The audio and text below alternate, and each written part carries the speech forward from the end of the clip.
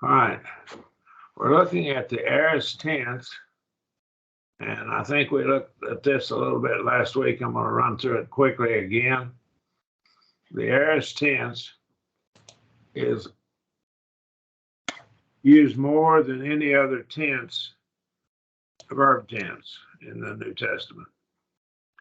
It's about 41% of the time, and the present tense is about 40% of the time. We have some other tenses like future and so forth, and that'll be the other, approximately 17, 18% of the time, approximately. Okay. The aorist is the third principal part of the Greek verb. It generally corresponds to the simple past or preterite in English. It denotes linear action without regard to progress. Now, keep this in mind. When he said simple past, he's dealing with it only in the indicative mood, because it has no time in the other moods. Okay, got to remember that. The only time that Greek verbs have time in them is in the indicative mood. There's no time in the other moods, like the imperative mood or subjunctive mood or optative mood. And they get their time from the context in the other moods. And most of the verbs are in indicative mood. Right here, the third principal part, it denotes linear action without regard to progress. The present infinitive luain denotes linear action, to loose, to be loosing. The aorist lucai, to loose, denotes point or unmodified action. So here's an action that is point action, or it's viewed that way. And the word aorist is from a Greek word with the alpha privative. Now, the alpha privative is equivalent to our word un in English. And we get a couple of Greek words that become English words, atheist, and it's the alpha privative, and theos or theist, one who believes in God. And atheist is said he doesn't believe in God. Agnostic is one who says he doesn't know. So the alpha privative, the alpha at the beginning of the word, negates it in some instances. So this is from the word for horizon, horizo, and that's horizon. So there's no horizon, it's unlimited. That's kind of what it means. The time element enters in only in the indicative mood right there. Right? And the time element only enters in the indicative mood in other tenses as well, like present tense and so forth. Right? The aorist with the indicative signifies point action and past time. Now, here's the thing you want to remember. This signifies point action, but it views it as point action. The action may be a man's whole life. So it may not be a point act. It may be viewed that way. It's how it's viewed. Right? This is to be contrasted with the imperfect. I don't remember whether we've covered the imperfect yet. I think we have, but it's linear past tense, and whereas the aorist is punctiliar past tense, or point action is viewed that way. So it's how it's viewed, not necessarily how it occurs. Right? Here's your imperfect tense. Edulon, I am serving. Edulusa is I served. This is right here that I've got highlighted right now is the imperfect tense, and right here is the aorist tense. And notice they both have an augment. And so the same rules of augment apply to the imperfect and the aorist. This is from duluo. So here's your luo, and then put an omega on the end of it, and you'll have the word duluo. And eduluon. I was serving. That's imperfect. And this is I served. That will be the aorist. The action implied in the aorist may actually be continuous, repeated, interrupted, and so forth. So do not learn it as point action. Just learn it that it's viewed that way, or it's wrapped up in a little neat little ball. Right? The aorist treats the action as a point simply as having taken place. That's how it treats it. Right? Now here's an aorist. There's your augment, and there's your sigma. He lived. Right? The regular aorist is usually shown by its context to refer to ingressive or incoative, and that's a beginning act. So it's something began. It's shown beginning. Now there's your augment, and this is sigao from sigao, and so that's right there. This is they began. All the multitude began to be silent or became silent. Began to be silent, became silent. So it's just wrapping it up in a neat little ball. Now, most of your just statements of fact, such as in narratives, will be generally in the aorist tense, unless he's stressing something that was continuous going on over a period of time, in which case he'll default back up here to the imperfect tense. Okay. The resultant, it might be a resultant act, effective or culminative. Aorist, it may culminate. Hote, when, exalthon, apo Macedonius, when I departed from Macedonia. Right?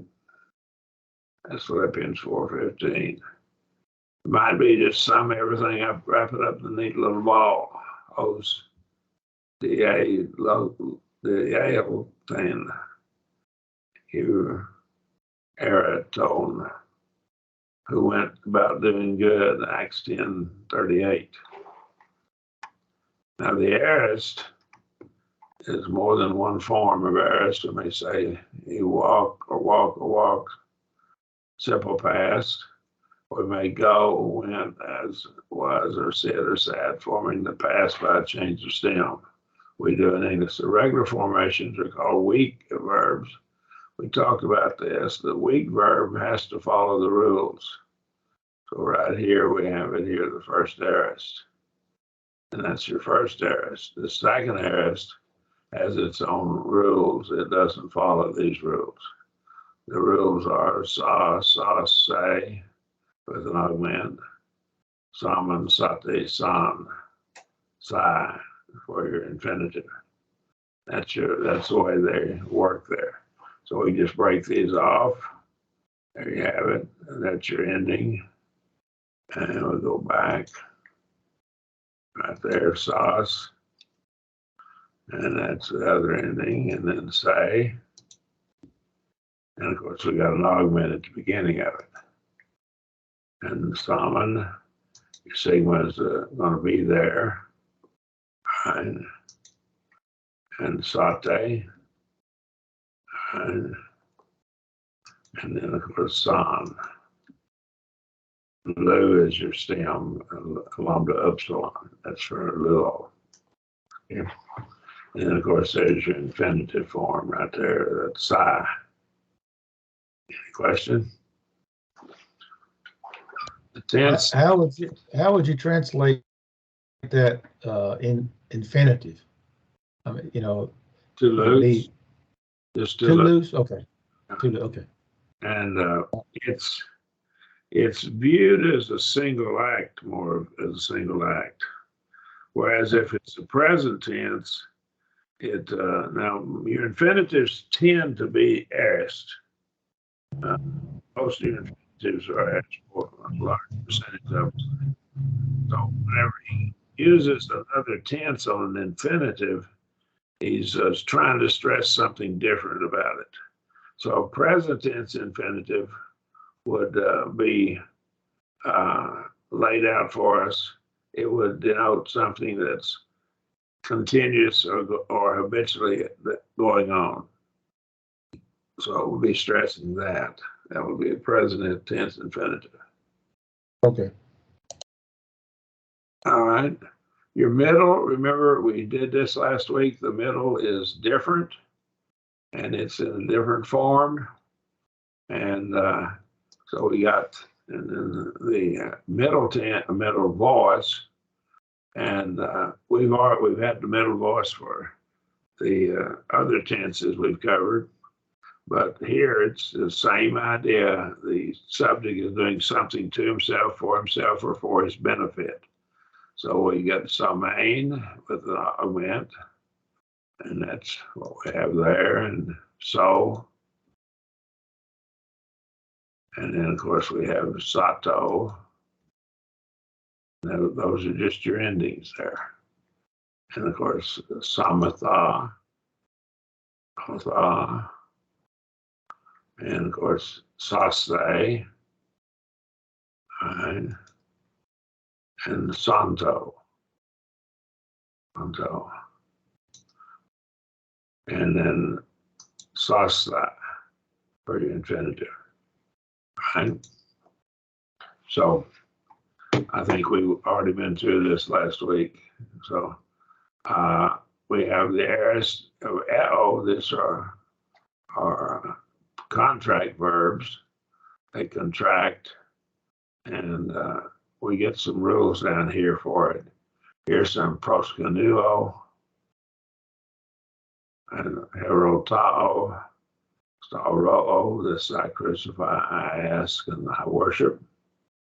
Proscanusa sa, proscanusa nu, proscanesa, proscunesa.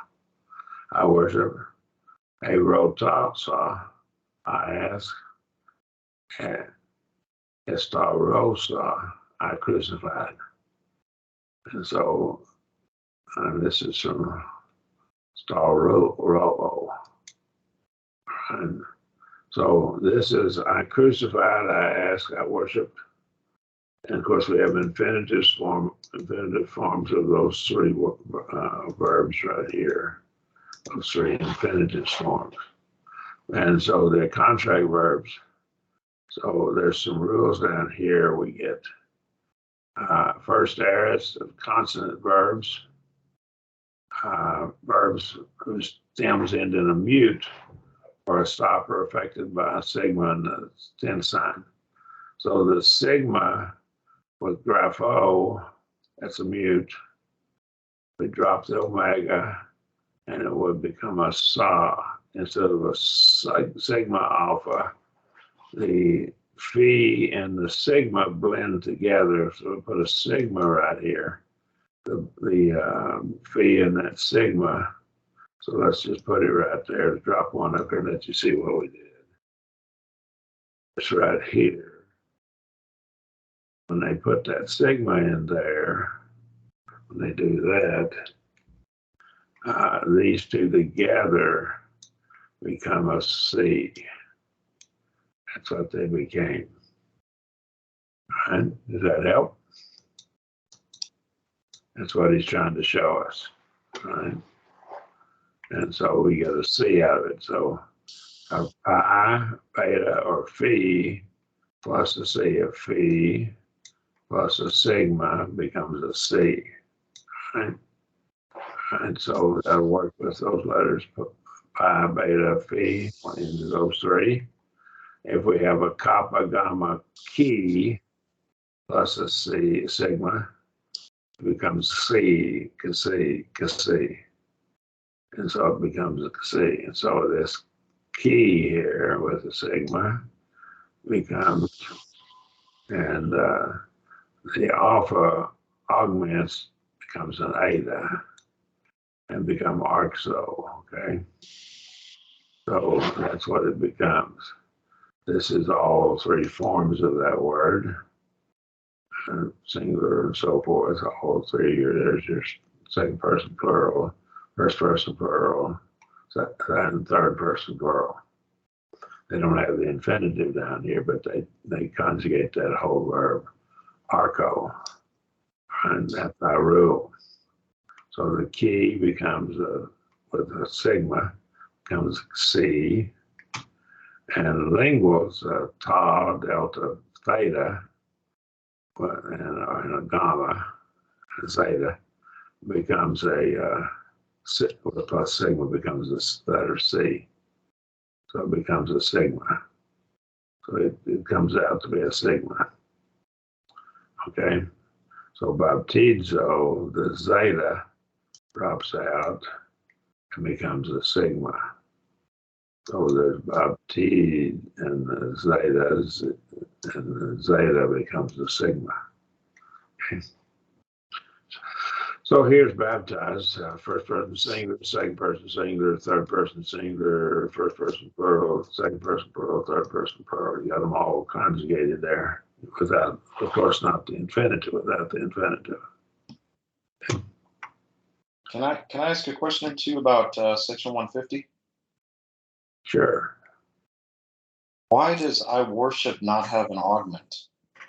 Why doesn't it have an augment? Well, that's a good question. It does have an augment right there. See, the augment will go after the preposition at the beginning. It'll go right there. Oh, I got you. And so there's your augment. Okay. Does that help? Yeah, sorry I missed that. Thank you. As a leading preposition, the augment goes between the preposition and the main verb. I'm going to break the verb. See, there's that word. It's two words compounded. So that augment goes right there where I have it. Help? Yeah, thank you. All right. Okay. So you can see it here. There's your augment. All right. All right. That's the rule if you have a preposition. It's the word ekbalo, for instance. The augment, let me write it out for you. Ekbalo. If we took that word and, well, I thought I would get there.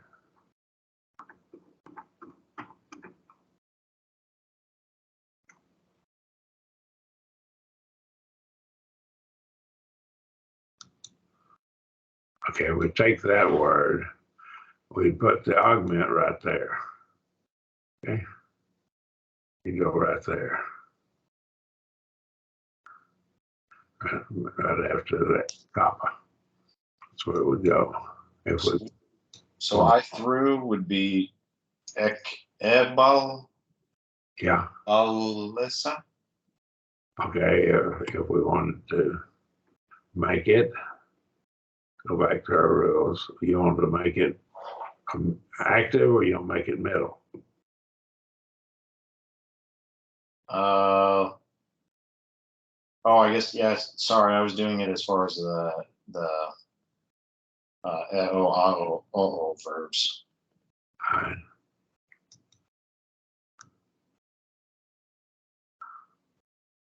Okay. There we go.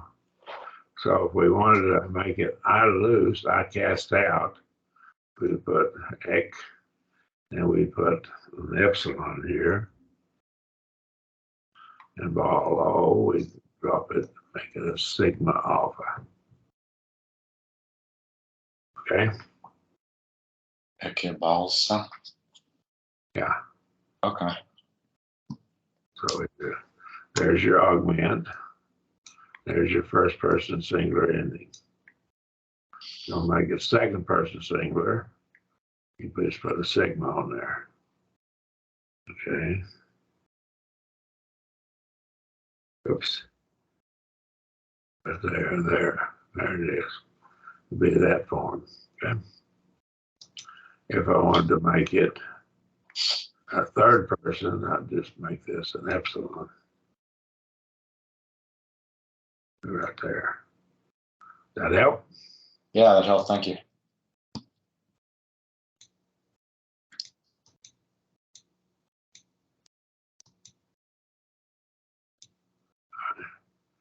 All right. Question, glad you asked it. All right. Now we have what's called indirect discourse. Sometimes we express something indirectly. In other words, we're reporting what was said. That would be an indirect discourse. Direct discourse is the man of Galilean, right? Ho anthropos Galileos is the man of Galilean. Direct discourse, you directly ask the question. He asked, okay, and there's your, all right, let's take our verb. I think we've had it up here, yeah, right. That's our verb we're looking at right there. All right, he asked, and that would be say, and he asked, so we put this say ending here. All right. So we take it in this form right here. We're not lost it here. There it is. We put an epsilon on it. Okay. He asked. So we're reporting that this had. All right.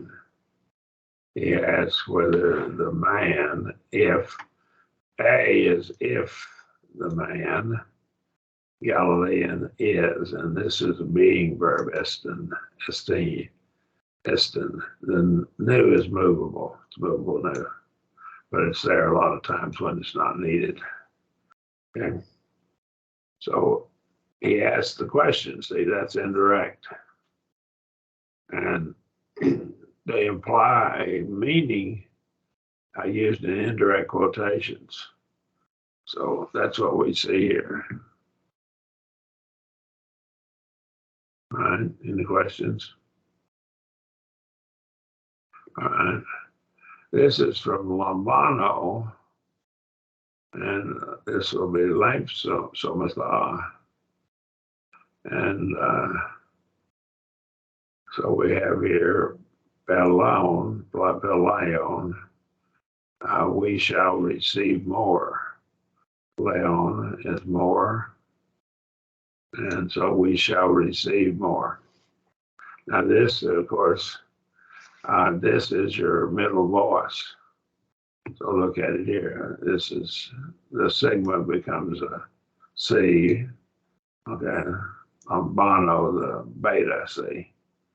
The beta with the sigma becomes a C. Let's go back up to our rule up here. A beta plus a sigma becomes C. So this word here that we're dealing with here, let me put it here, was this word.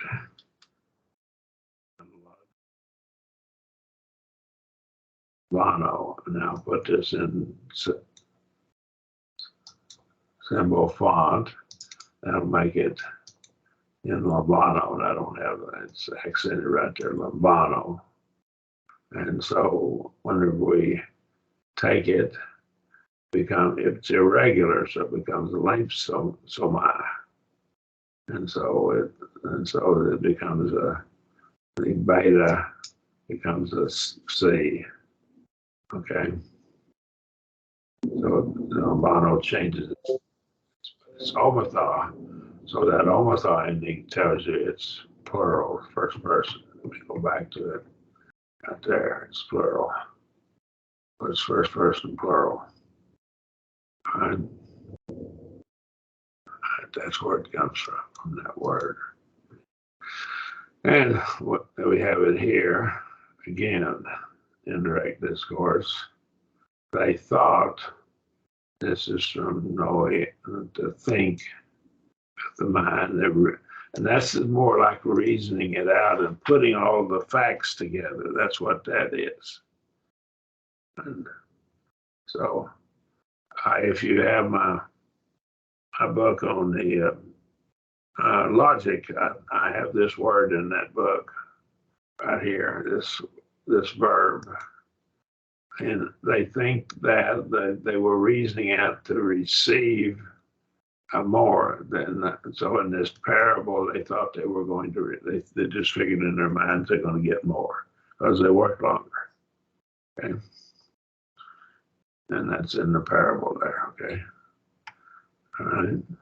Probably, I think this is right out of the text of the Bible. So he's getting more and more things right out of the Bible itself. Right. So this is an indirect discourse, and it reported in the parable what they were thinking. Okay. And they thought they would receive more. When the meaning of a sentence demands it, the person in the original sentence is changed to fit the statement. For example, English, I am coming, he said he was going. I am going, he said that he was going. That's how we would put it in indirect discourse.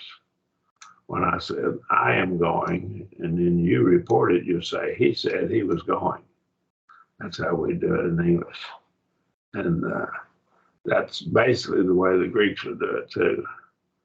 While the English changed the tense of the statement, I am going, was going, the Greek retains the tense of the original statement. So it's different in that regard after past or secondary verbs. He went in English, we would change the tense in translation. So we have to make it good English, so we have to actually change the tense of it, right, to make it good English. Greek also generally retains the mood of the original statement, though there are some exceptions. So it retains the mood. That is, it could be a commandment, imperative mood, or indicative mood, statement of fact, or subjunctive. It could be kind of an iffy type statement, okay, conditional. Okay. So that Greek is different than English. English changes the tense and may even change the mood, okay, to fit the reporting of it. Such constructions may take a participle, which is way beyond us, and that's section 297 and section 171. Now, when we get to about lesson 23, I'm going to send you fellas a full thumb drive. I'll just send it to you, both of you. And it'll be all the lessons that we've had in the whole course. So you can review what other students have done. We started recording with lesson 23, right? So you're up in lesson 20 right now, you're not far away, and I'll have the whole course on one thumb drive. And so you can review, if you like, what others have said, and then we'll add more to our thoughts. We'll still record them, okay? But you'll have that if you want it. And we'll let you do that. The aorist infinitive does not have time significance. Remember, infinitive is infinite, so it's not limited to past or present, except in indirect discourse now. And the present infinitive denotes linear action, aorist point action. Now, when we look at the present and aorist infinitives, and I think I would like to look at them a little more. Let's take this here, and then we'll get over into it. All right. Udunatai amartane. And so he cannot continually sin. That's present infinitive. All right. And udunatai hamartane, he cannot commit an act of sin. This is more like a single act. Now, what we have here is these are different in meaning, and that becomes real important in some of the interpretation of some of the passages in 1 John, present infinitive. He cannot sin, and that was a continuous, he can't just make it a life of sin, Right, and that gets into the explanation of some of the meaning of some of the passages. Some think that they get to the point they can live above sin. I actually studied with a couple of Nazarenes, and I didn't get anywhere with them. Maybe it was my fault, I don't know, but they said they'd had the second working of grace, the baptism of the Holy Spirit, and they were living above sin. Okay. And they really weren't listening to any points I was making because they'd already gotten this baptism in the Holy Spirit, the second working of grace to them. Not exactly the same thing as the Pentecostal view. It removes all your predisposition to sin. Your sinful nature is removed. All right. Of course, I don't believe we have a sinful nature. That's Calvinism. But they came out of Wesleyanism, which picked up some of the same doctrines. Wesleyanism came out of Anglican, which was spun off the Roman Catholic view, and they had the total hereditary depravity doctrine taught. It's taught by the Roman Catholics. Okay. On Oigo, Jesus opened the scriptures to the disciples. I think that's in Luke 23 or 24, I think. Arco is I rule, okay? And I reign. In the middle, I began. Now, think about this. Why would that be I began?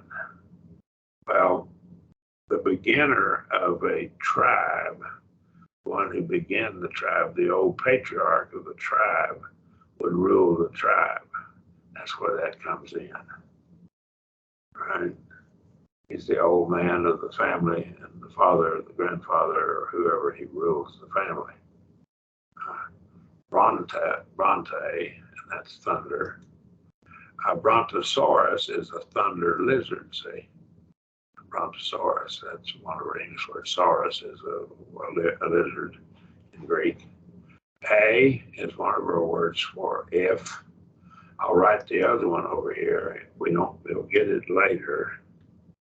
And I'll just write it here for you, for your purposes. You'll run into it later. So let's write it again. It's symbol font, aeon. And of course, it's got a smooth breathing, aeon. And so that's if.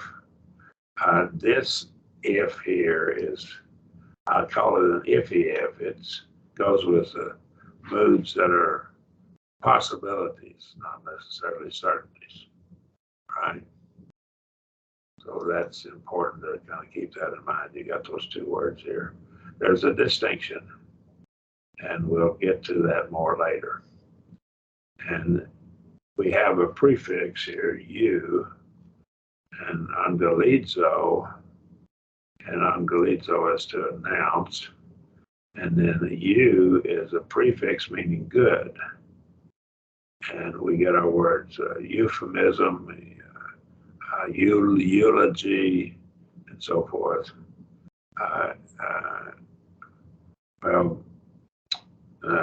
They use the term for good death too, euthanasia. And that's when it's a good death, you murdered somebody because they were suffering or something like that. And of course, that's of course sinful, of course. But the you is a prefix. It's come into English in a few words. And so it's good. And so I preach, I bring, I announce, say, angelizo as I announce, I'll separate. This is I announce, and I announce what? Well, I announce something good, or I announce good tidings or glad tidings, or I announce good news, I bring the gospel. And it's some frequently translated evangelize, but it's to bring good tidings. Now, we have a structure that's kind of important to us. This is chi. So we'll have chi, and then later we'll have chi again in that same sentence. And whenever we translate it into English, we should translate it both and. And well, you'll see that from time to time in sentences. Crodzo is I cry out.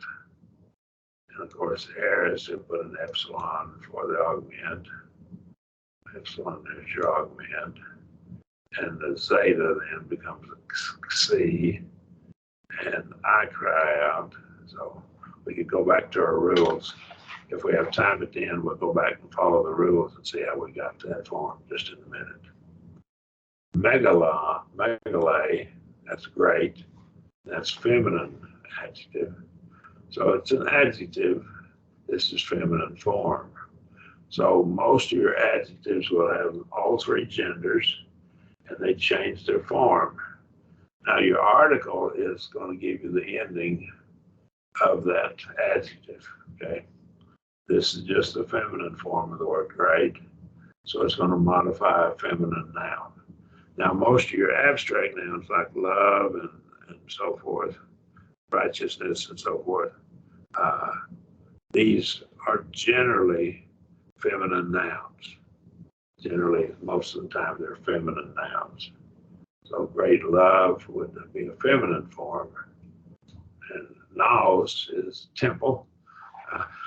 Again, you can study on this, but there's two words for temple, and one of them is the inner, like the inner court, and the other one is the whole temple itself. Okay, so and you can get into that, and the file that I gave you will show the difference. And we could get over into that file at the end of the class and show it. Here's an adverb of when. Hote is when. Notice the rough breathing. Hote, when.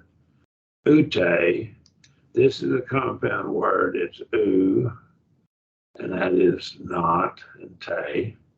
And that's very interesting. There's ute and ude. And so they have two words, and they're a little different. So I have a pretty good amount of discussion of the differences in these. There's subtle differences in that file that I gave you, that one on lexicon and grammar notes. Okay, proskunoma, I pray. Prosukomai, I pray. And of course, if we're going to augment it, we'd put the augment right there. I'm going to go right here where I have my, that's how it would go. We'd go after the pros, which is a preposition. So pizzo, I sound a trumpet. So ro'o, this is an o'o verb. It's I crucify. Ule is tribe. Phylum, I think in probably in biology, phylum, Phylum, I think is how it would be, phylae, tribe. Any question there? What word were we going to look at? We're going to look at, do you want to look at this word? Go back and see how the augment, put an epsilon and the zeta. And so I cry out, it becomes an alpha. So it becomes a saw. But a zeta with a sigma, let's go back to our rule. We can just see how the rules apply. A zeta with a sigma becomes a sigma. Okay. And so we have a saw. And that'll be I. That's big saw. Let's come back to it. We can see it. Becomes a saw. And zeta. And that doesn't follow the rule exactly. It becomes C. Zeta becomes a C. And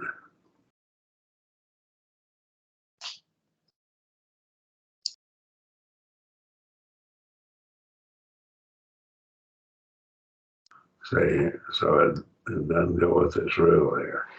Okay. become a C. All right. We're down to, we've been going nearly 45 minutes. Let me get one quick thing in, and I'm going to get out of this. So real quick, I have a question. Yes. go ahead, Bobby. When you get through, I got a question about one of the exercises down there. Okay. Got a word. All right. Go ahead. What was the other question? Anybody others? Yeah, before we get off the Ecroxa, so you're saying it doesn't fit the rule? It's C instead of a sigma? Yeah. God, so.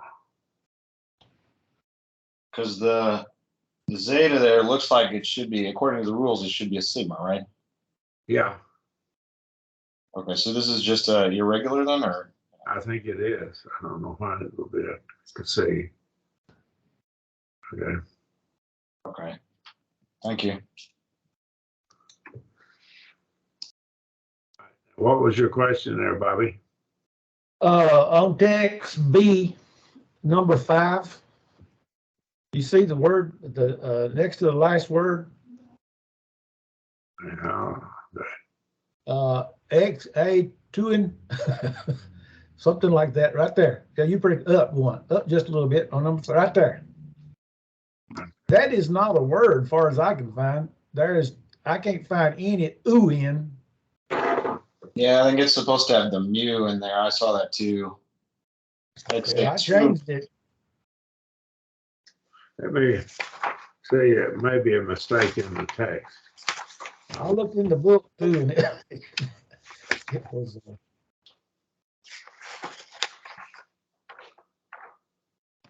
I mean, I wouldn't bring it up, but I spent about an hour looking for that thing. And that's number 5. Right. I think that's supposed to be epsilon zeta. Hold on, I'll fix it.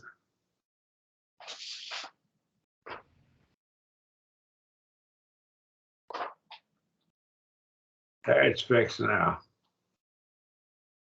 You think that's a word now? I looked at every way I possibly could, and I had to.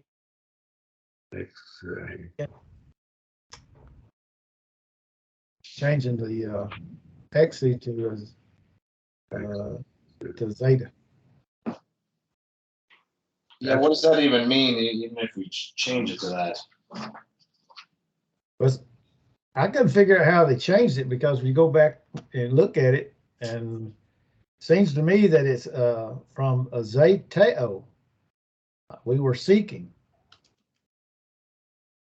I may be wrong, but like I said, I looked. Well, I think this is a good word now, once I got it corrected. Okay, I'll change it that way. Mine, let's see, right there, you put an M there. Yeah. It's imperfect of zetao. It's zetao? That's imperfect of zetao is what that is.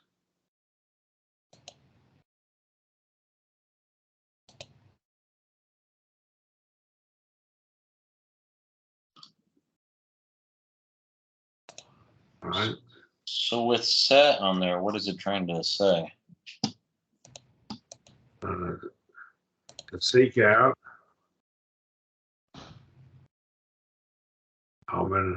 That's you. We seek it. We seek it. Okay. We seek I have it as imperfect of zetao. All right.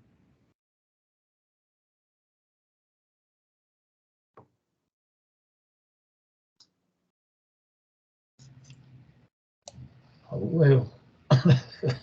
Perfect of zetao is what that is.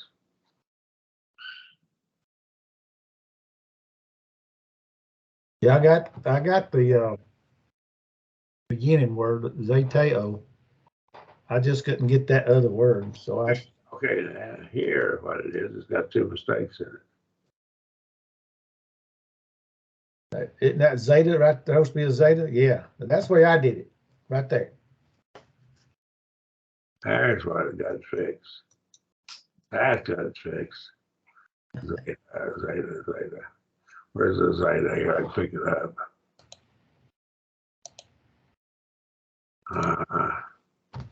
Pick up the zeta, drop it in there. Right. I don't see one. I'll find one and drop it in. There's one. I'll just drop it in down there. Yeah, that's what it is. Now that's got it fixed. I bet you can figure it out now. I already figured it out. I figured it out that way. I'm telling you, I worked about an hour looking for that word. I went all over the internet. Everything. I'm gonna find out what this thing is. Well, we got it fixed. I got it fixed in my copy now. I need to send this to you guys, okay?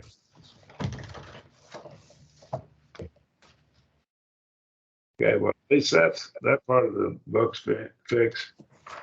You won't believe how many corrections we had to make with the other class, okay? So they've corrected a whole bunch of stuff for you already. So the book had to be corrected, okay?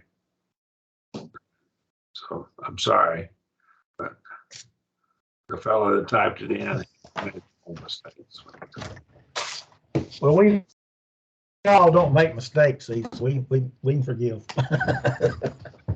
So Bobby, what did you get for the rest of that number 5?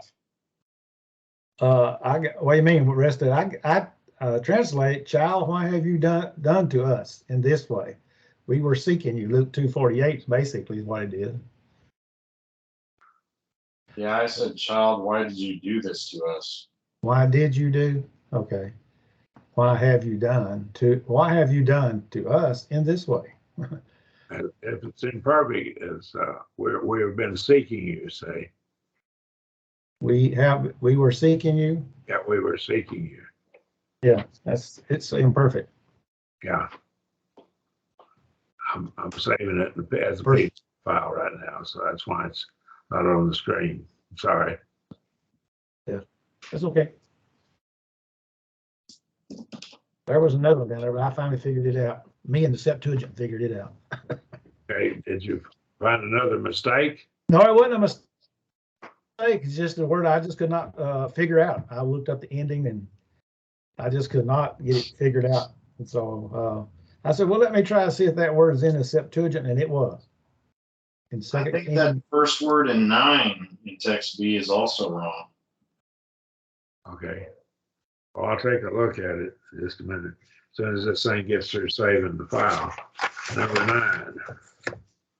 Okay. It has a de. Isn't it a de?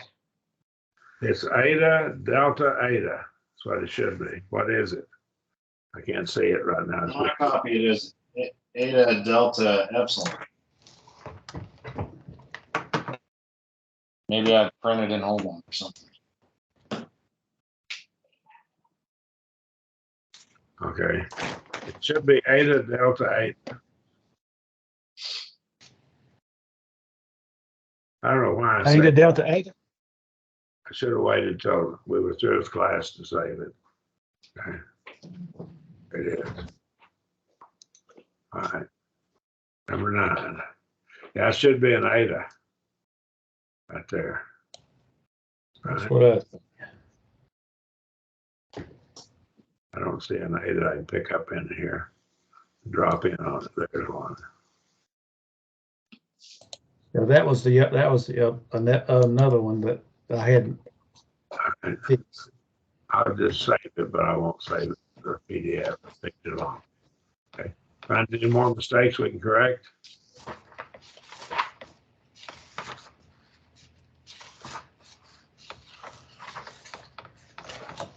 Change my book. We'll do is we'll call a halt tonight. I'll send this corrected file to both of you, okay? And it'll be corrected. All right. Pick up on this. I will do text A and B next week. Oh, one quick question, if you don't. Yeah, well, we can discuss it tomorrow when we get to That's all right. Go ahead. text. Oh, I was just the end of number 3 has it in the present tense. Apotheneske. Why? Huh.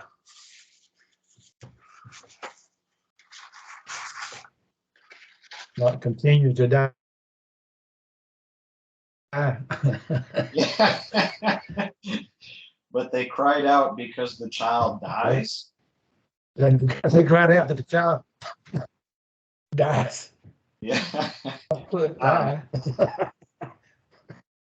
Well, that's what he has in his book. It is The in the book. there cried out because the child was dying. He died. Right.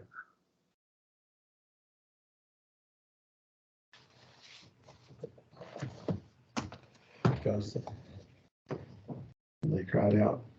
So it should be errors. That is what you're saying.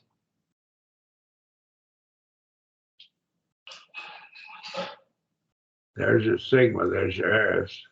We don't have an augment there. Okay. There's not an augment over here, though. And I think there should be an augment there. Okay. Right there. Okay. I'll go back and research that some more, okay? Okay. All right. Thank you.